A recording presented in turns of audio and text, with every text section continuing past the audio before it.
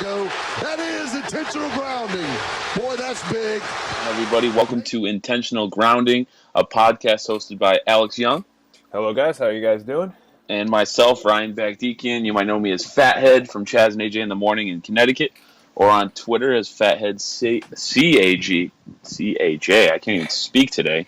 You can follow me on Twitter at Fathead CAJ. You can follow our podcast on Twitter at Intent Ground Yuha. And you can also follow Alex on Twitter at ayoung1395. Yep. So me and Ryan are really active on Twitter. I think it's our go-to for social media nowadays. We're definitely getting that intentional grounding going with all the updates. Me and Ryan have been flying down trying to get you guys all the sports updates. So we want to become your primary source of sports news. So make sure you go out and follow our Twitter. Obviously, we're going to be updating that constantly throughout the year. So just make sure you go and look at that. So. You can catch our podcast on SoundCloud at Intentional Grounding, and we're working on a YouTube page. So You'll be able to hear all our content during the school year. So in the fall and the spring, we record from a radio station in West Hartford. Yep. So we'll be actually streaming rather than posting podcasts. Yeah, so once the school year rolls around, we're going to be at the radio show WSM 105.3. We will be blasting out the links. Hopefully this year it's working well. We had some technical difficulties last year with the online source, but hopefully this year it works. Me and Ryan are going to be coming up with ideas on how to get all this content out to you guys. But when the school year starts, we'll be recording from that radio station, WSM 105.3. We'll give you guys all the information when that rolls around. And then our podcast will be kind of on hold unless we do some episodes, maybe weekly when we find some time, if anything. But for the most part, we'll be there as much as we can. So, yeah, make sure you check us out there. We'll give you all that information coming up as soon as possible. So to start off our podcast, this is our first podcast over the summer. Yep. We do have a lot more bells and whistles at the studio, so you'll hear some liners, hear some music. But for our podcast, we like to just get you straight knowledge about sports. Yeah, straight debates, if debates come across. They will. Yeah, they definitely will. But yeah, once that comes across, it would be that. Mainly audio. We're going to try to get some stuff out there, but it's mainly just going to be us talking like a radio show. But when we're at WSM 105.3, we can play music and stuff like that. Through YouTube, sometimes a little difficulty playing that, or on SoundCloud. So we just want to make sure that we don't hit those snags so you guys get all the information. So it's basically just going to be just us talking like a normal podcast normally will be. So our first topic of the day, NBA free agency. Yep. We know it's kind of wrapping up here. A lot of big pickups. It's actually the most changes from teams that I can recall in recent memory. Yeah. You've got Al Horford to the Celtics, Kevin Durant to the Warriors. You got Victor Oladipo through a trade sent to Oklahoma City, Ibaka, Magic. A really good trade. Yeah, I like that trade. You got Dwayne Wade in Chicago. That was weird. And you got Derrick Rose in New York. Yeah. So it's just kind of insane how all these teams are changing completely. You take a Celtics team that got tied for third in the Eastern Conference last year. Now you make a contender to fight against Cleveland. Yeah, I think that's definitely a lookout team this year as a contender against Cleveland. And then you take Golden State, who had the greatest regular season of all time, and then you add one of the greatest scorers of all time to that team, who's in his prime. Yeah. It's not like you're taking 40-year-old Michael Jordan and put him on the Wizards. You know what I mean? You're taking 28, 29, 30-year-old KD, and he's scoring 28 a game. Yeah. And you're putting him on the greatest team of all time. Yeah, so that's just going to be crazy. Yeah, but I don't know how that's going to work out. I don't know either. I don't know. To me, me and you were texting. That was funny. That was a funny day because I was on the beach relaxing, having fun. You know how much I love KD, how much I respect him, and the next thing you know, he signs with Golden State, and I lost a lot of respect for him. I'm not gonna go on this huge rant about that. I know. I like the move. I like it. I like the move. I understand that he was going for a basketball move, and if it's a basketball move, you go to Golden State. That's just obvious. I kind of felt the way he kind of did it was a little, not unorthodox. Unorthodox. I think that the way he kind of just made Oklahoma City wait, and then he just was like, "I'm out. I'm going to the best team." That kind of when you're on a contending team, that was I think kind of the buzz. the crazy thing is I don't think his numbers are going to drop at all. I don't think so either. I think they're going to improve.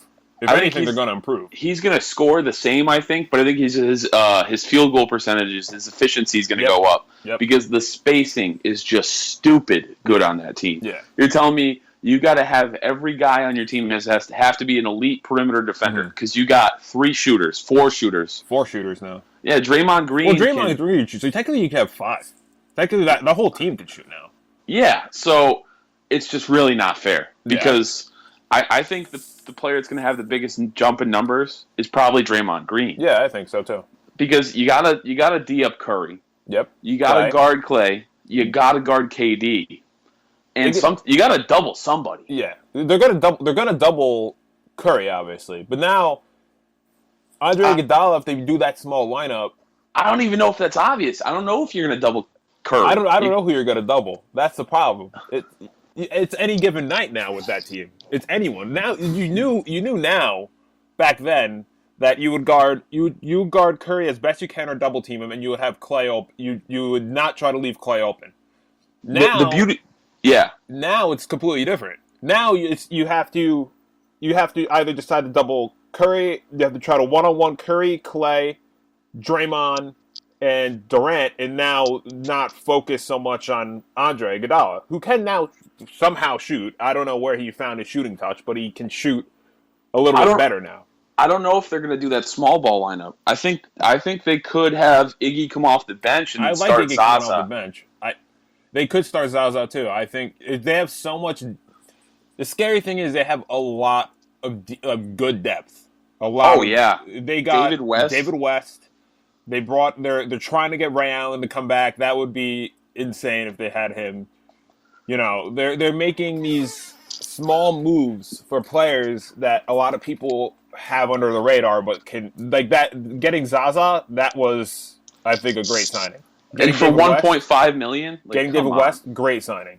And the thing is, I don't think they're going to start. I don't think Kevin Durant plays 82 games. I don't think Steph Curry plays 82 games. Yeah, I think in terms of health wise, and with Steph with his knee, I think that he'll play 70 games maybe. He'll get good rest. They won't have to push him out every night. So a team I want to talk about. Yeah. Just because if you follow me on Twitter, you know I like to argue with people. Yeah. That's a true statement. I don't like the Knicks. And, I'm a Celtics fan. I'm a Knicks fan. This is why it works. This is why we're so good because we're just so good. Complete different sides of everything. But honestly, I'm going to let my bias go away for a second. Okay. The Knicks are still not a likable team. That's for me, and you know me, I've been stuck in Knicks hell for how long now? Oh, your whole life.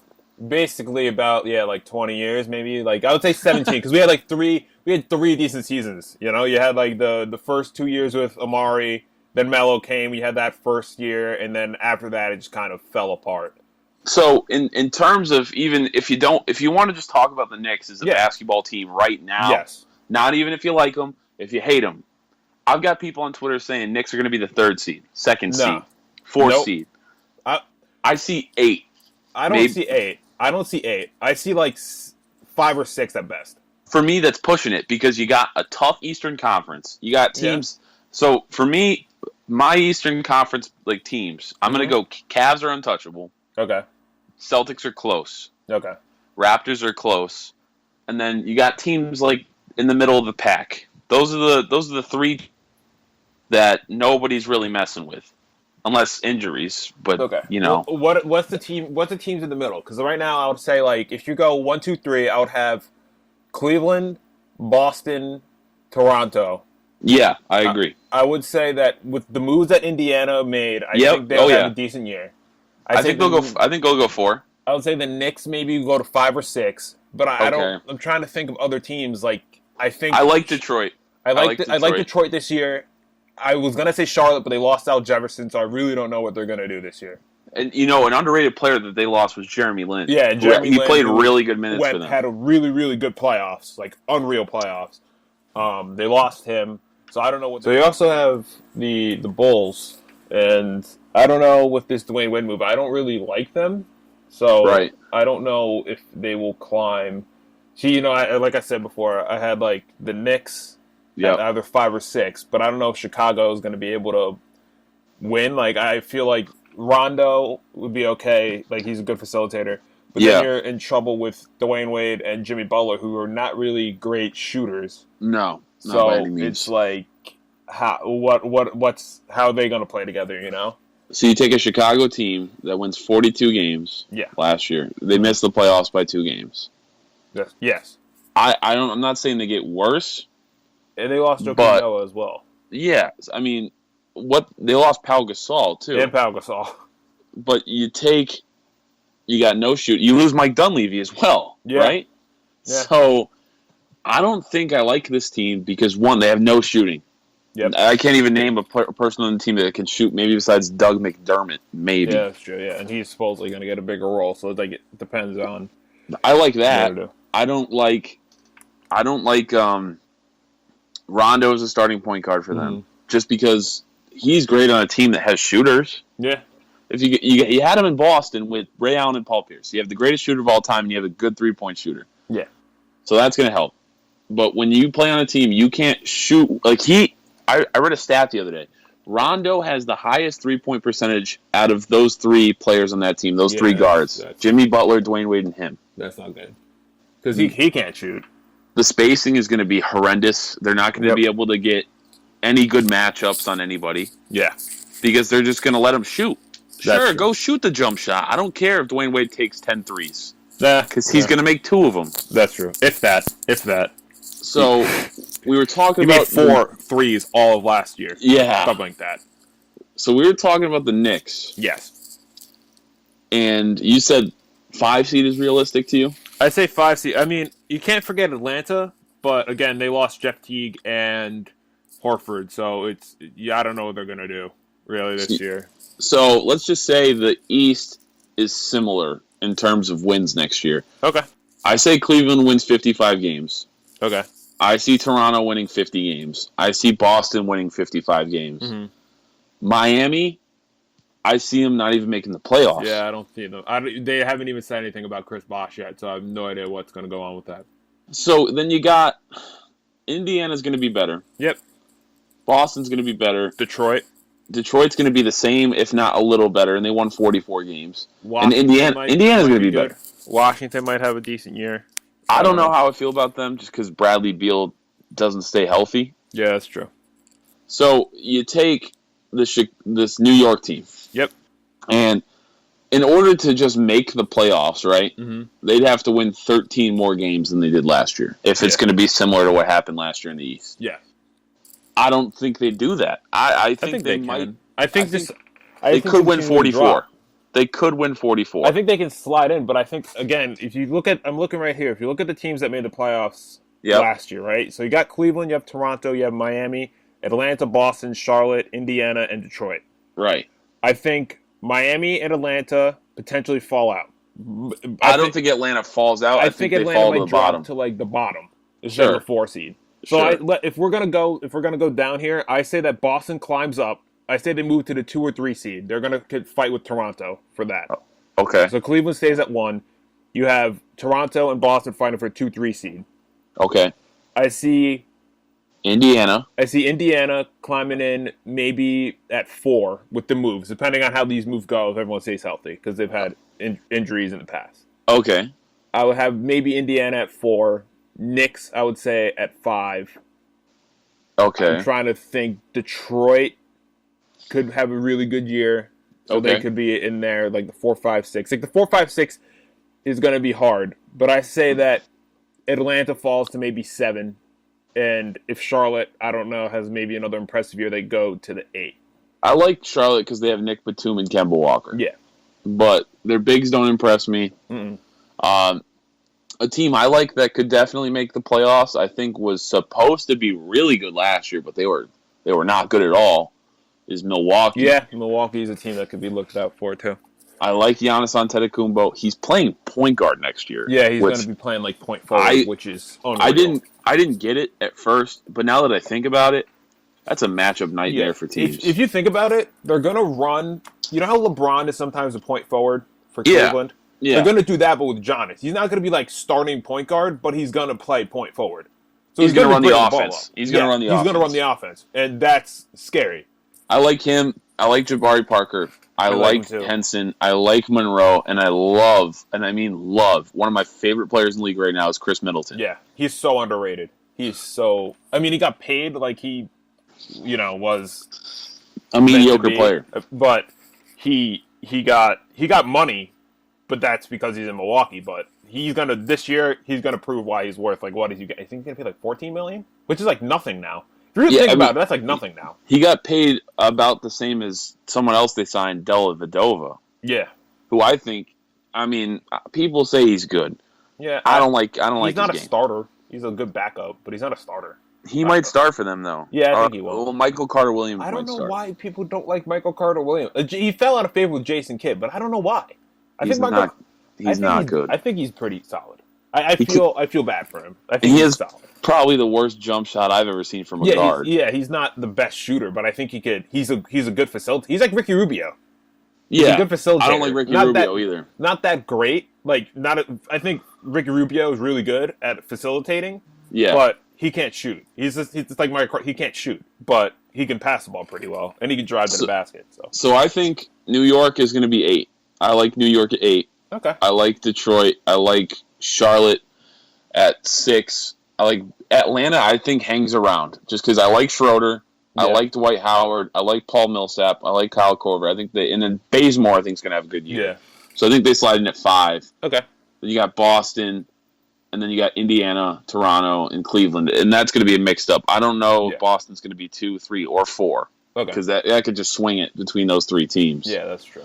I like what Brooklyn did this offseason, but then they lost half of it went away. Yeah, they didn't get Alan Crabb, who they tried to sign. Tyler Johnson. I like that. I like that signing too. Yeah, and both those deals didn't happen. And then I'm sorry, but when you have Rondé Hollis Jefferson as your starting small forward, you're not going to win more than 20 games. Yeah, that's true. He's just atrocious. Which is good for you guys, though. Which is good. Oh no, I'm not complaining from a Celtics perspective, but from a basketball perspective, that team is a dumpster fire. If you really think about it, though, the Heat literally let Dwayne Wade walk for Tyler Johnson. And I'm not saying Tyler Johnson's a bad player.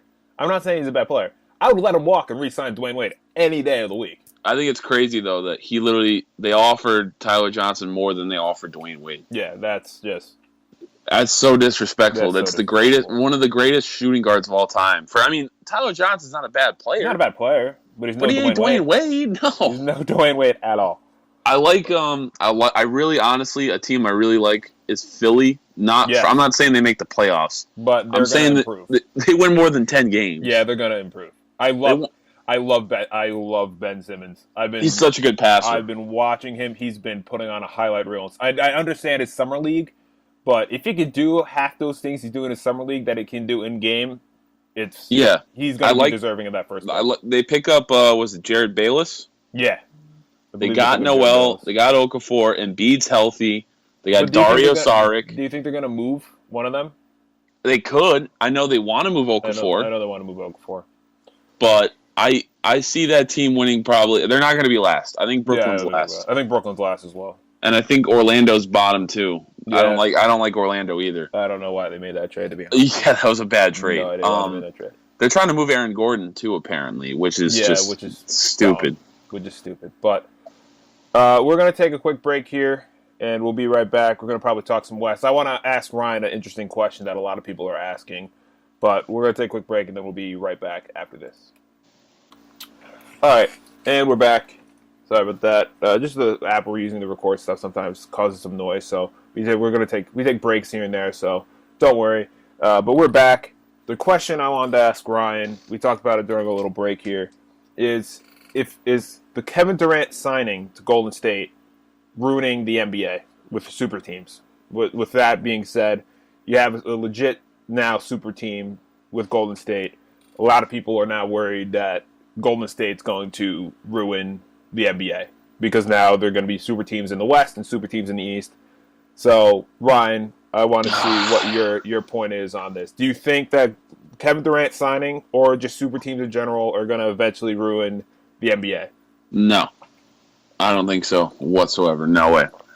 I think it's because you take that team. Yep. And they got to give Kevin Durant a max contract because he's not coming for minimum money. Yeah, exactly. No, I shouldn't say minimum, just less money than a max. Yeah. That's right. So you bring him in, and you lose Harrison Barnes, who, in my opinion, and if you know me, you know I don't like Harrison Barnes. Yeah, but exactly. he put up 12 points per game for them last year, so he helped. Yeah, they lost Barbosa. They lose Azili. They lose Bogut. Bogut, yep. They lose. Who else? They lost. I mean, from the championship team, they lost Mo Spates. They lost David Lee.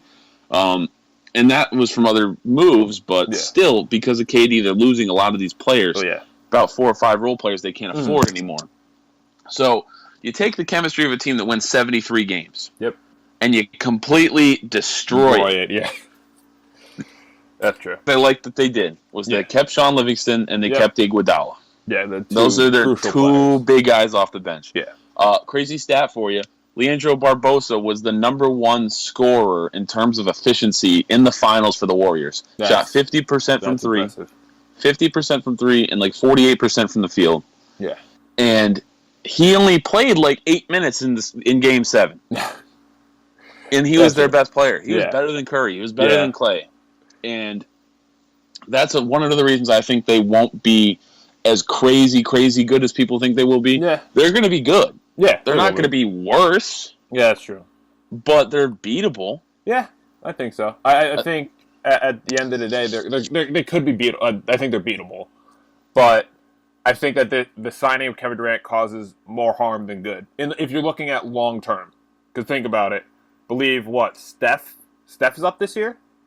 It's either this year or next year. Yeah, it is this year. I think it's this summer.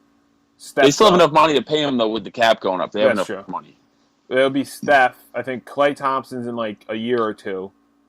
So if they want to keep this ship going, they're going to have to lose more and more people eventually.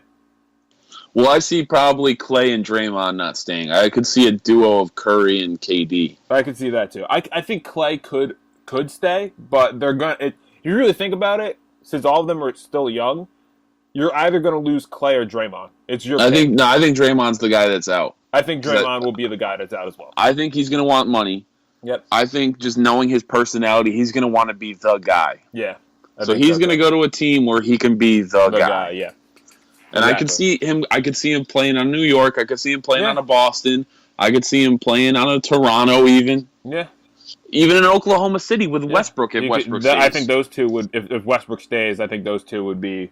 Those personalities together would be interesting. I think it would be very interesting to have those two personalities together. So I don't think this ruins the NBA. I think San Antonio challenges them. I think the Clippers challenge them. I think Golden State still makes it out of the West. Yeah, I think so too. But I think they face a Cleveland team or a Boston team in the finals, depending on what they do for moves. And I think that they'll get challenged, but they'll end up winning. I think they'll win in 7 games. Okay, yeah, I think I think depending on who they face up against, from the East, to me it's either going to be Cleveland or Boston. That's just my opinion. I think it's Cleveland got Dunleavy, right? Yes. So I like that move for them. Yeah. I like what Cleveland's done. They haven't done anything bad. I like Richard Jefferson. I don't like J.R. Smith. Yeah. I don't like Iman Shumpert, however the hell you say his name. I think he's terrible. He's a good defender. That's about it. I think Cleveland, they have a good shot at going back to the finals, but Boston's been making moves. They get Horford, who's probably the second best free agent behind KD. Yeah, that's true. I mean, if you count LeBron, but he wasn't really. He's not. He's technically not a free. He's not leaving Cleveland, so he's technically to me not a free agent. But I think he's a free agent, but he's not. Boston wants to scoop up Westbrook. I don't think that happens. I don't think it happens this year. I don't think they make a trade. They're trying to get Boogie from Sacramento. They're trying to get Blake. If they can do one of those without giving up too much, if they really wanted to do something, I think it would have to be for Blake. You think so? I think it would have to be. I think Westbrook, you have to give up way too much. He's a top 5 player in the league. You're way too much. Boogie is arguably one of the best centers in the league, so you have to. He's probably the best center, yeah, if not the best. So you have to give up a lot for him. Plus, Sacramento is known for asking for an arm and a leg. You know. Well, the rumor around the league is that the Clippers want a star wing. Yeah. For Blake, they don't want Jay Crowder and a couple picks. Okay. Which is what Boston would be giving up. They'd be giving up Jay Crowder, probably Marcus Smart, and probably 2 picks. So LA doesn't want to win in 3 years or 4 years or win next year. And the only player I could see that's on the market that they could get is Rudy Gay, who's not a star wing. Yeah, he's a good wing, but he's not a star. And then Butler, but he plays 2 guard primarily, and he can't shoot. Yeah, he's locked up too. Like, I don't think Chicago moves him. So I don't think they get a deal done. And I think so, Boston is good next year, but not great. Yeah. You also have to remember that CP3 is up this year too. I don't think he goes anywhere. I don't know. If he does, I'd be surprised. I would be surprised too, but I don't know. Where do you see him going? If the Clippers don't make it past, to me, like the second round, he's gonna go somewhere else, and I don't know where that'd be. I can see him honestly replacing Tony Parker and going to San Antonio. I like that a lot. I can see him potentially, you know, I love Isaiah Thomas. I don't know if he goes up to Boston. Think he's a contender there. I know he's had talks with LeBron. Does he do something crazy and go take less money and play in Cleveland? I don't know. I think San Antonio is the way to go. I think San Antonio would be the way to go. LaMarcus, and Kawhi. I think that would be a solid move for him to do that. Yeah. So, yeah, the NBA looks a little crazy. Yeah, the NBA does look a little wild. There's a lot going on. Like, I think this is one of the most interesting years in recent memory. I think we're going to see a lot of changes out west too. I think Oklahoma City is going to be mediocre. Yeah, but I think, honestly, and I'm going to say this is a bold statement, I honestly think that Russell Westbrook can average a triple-double this year. No, not happening. He did it alone, for 12 games, something like that? No, that's no way. That's insane. I mean, the last player to do that was Oscar Robertson when he was playing a bunch of warehouse workers. That's true. But, that's true, but I don't know. If he could do it, I'll give him plenty of props. I think triple doubles are overrated, but I think if you can do it game in, game out, that's impressive. If you can average 82 games of triple doubles, sure, I'll give you credit. Yeah, that's true. So I think Utah's better next year with Joe Johnson and George Hill. Mm-hmm. I think Memphis is better. I think they win 50 games instead of 42. Really, I like Chandler Parsons.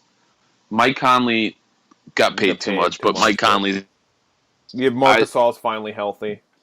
I love Minnesota. Yeah, I think they win more than 29 games. I think they win probably 40. I think Wiggins is going to be good. Yep. Karl Anthony Towns is going to be good. I like Gorgie Dang, and I think Levine needs to get traded because I like Chris Dunn at the 1. Yeah, that's true. Unless Levine can play the 2. He naturally can play the 2. If he can play the 2. He's normally a 2. They tried to force him to be the 1 though, but he fits better as a 2.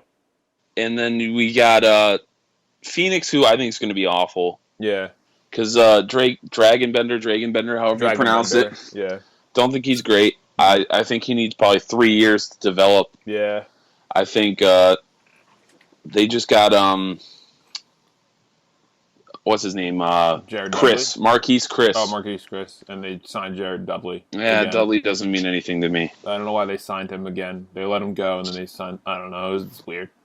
All right. And we're back. Again, sorry about that. We had some static stuff going on. I don't know why, but it happens. But last thing we are going to talk about today is teams that are going to be on the rise. So NBA teams on the rise. We were kind of discussing it. But I have my pick. Ryan doesn't really like it, but I have my pick. I'm going to go with the LA Lakers, future team on the rise here. So I say in a year or two, they potentially may get into the playoffs. Not this year, but I say The a year Lakers. I say the Lakers. I say the Lakers do, but I'm saying because I like what they're doing. Shockingly, I didn't like what they were doing the past few seasons, but I really like the move for Brandon Ingram.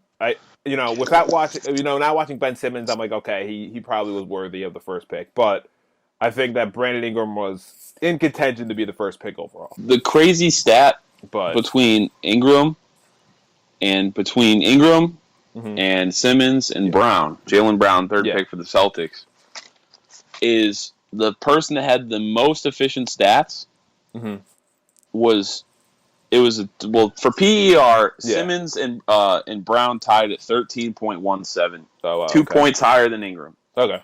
And then for overall statistics, the edge is given to Brown over Simmons and Ingram. Because Brown averaged 17 a game and 7 rebounds. Yeah. And overall, it was Summer League. But still, Brown had a better Summer League than both Ingram and Simmons. Simmons had some really good plays from passing. Yeah. Ingram had a decent Summer League, nothing spectacular. I don't like LA just because at power forward, I like Julius Randle though. He's probably not even going to start. Rumor is that Larry Nance Jr. is going to start. Yeah, that's true. I like him too though.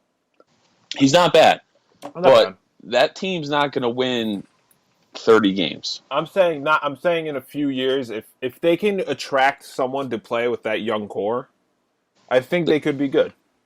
The problem what people think about back in the day, even let's just say 20 years ago. Yeah.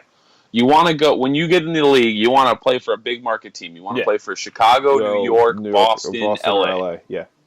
You don't want to play for Oklahoma City, even though it wasn't the league at the time. San Antonio or Dallas. Dallas. I mean, Dallas is big, but not in a basketball sense. It's not in New York. Yeah.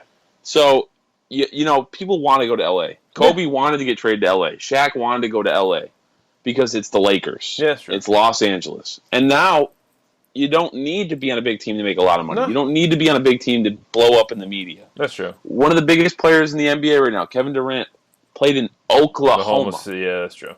So that's not a big market at all. So it doesn't matter with social media and the amount of money that's in the NBA right now. You can play anywhere. So I don't think LA is a destination.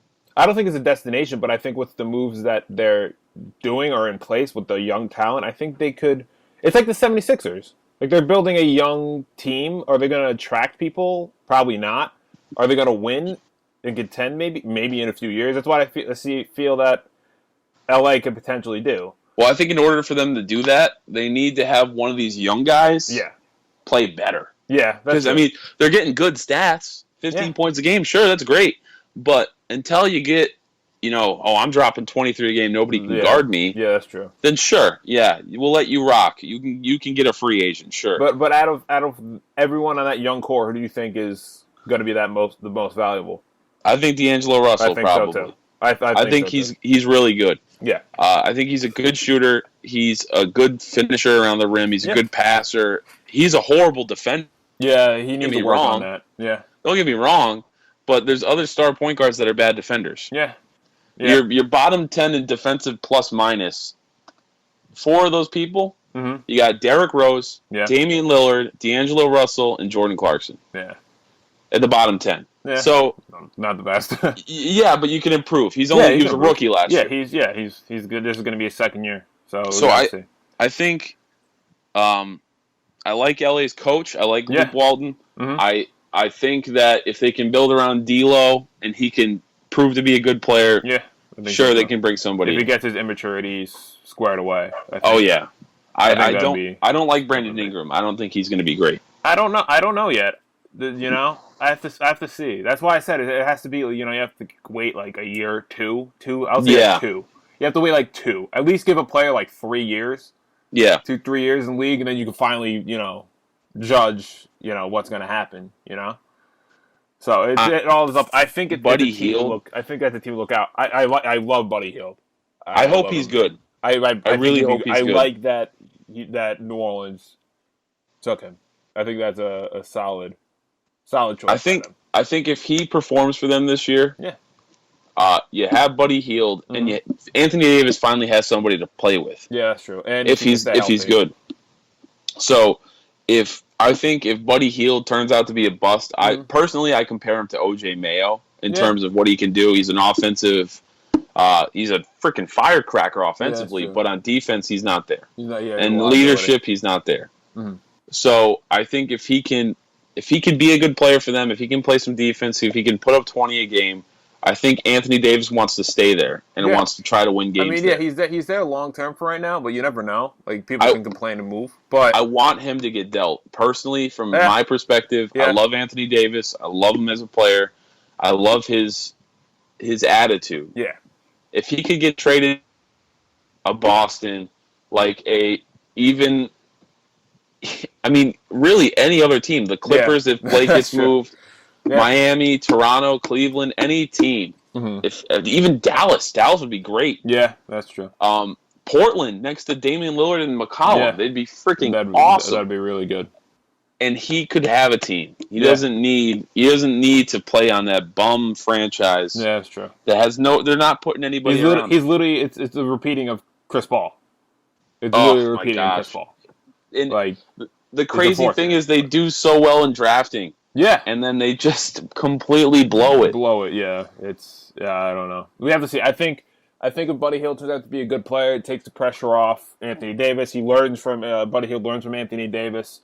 You know, that's the problem with the league though right now. The problem with the league is that teams are really good at drafting, but then they don't do anything with the assets. Yeah, that's true. You got Oklahoma City who drafts James Harden, they draft Kevin Durant, they draft and they draft Ibaka, and then they lose all of them. Yeah, except for Westbrook, down the one. Well, it's so bad, and it's a lot of teams are doing that. Yeah. They're wasting talent. Yeah, 76 is a prime example of doing that. Yeah, I think, and they lose these players when they're in their prime. They go and they get traded to a good team. Yeah, James Harden's gone, KD's gone, Westbrook's going to be gone probably. He's probably going to leave. Yeah, and then you got other teams that do the same thing, except you got. What's a good team that loses their players? The Celtics. They lost some players. Houston lost a few players this year. Miami. They lose players. Charlotte. They just lost two huge players this year for them. Yeah. Jeremy Lin and Alex Jefferson, who they both signed. But they're still losing players. They can't. Exactly. They don't know how to retain their talent. Yeah, it's just sad. It's just like teams that look like they're OKC looks so promising, future finals contenders, and now everything just fell apart.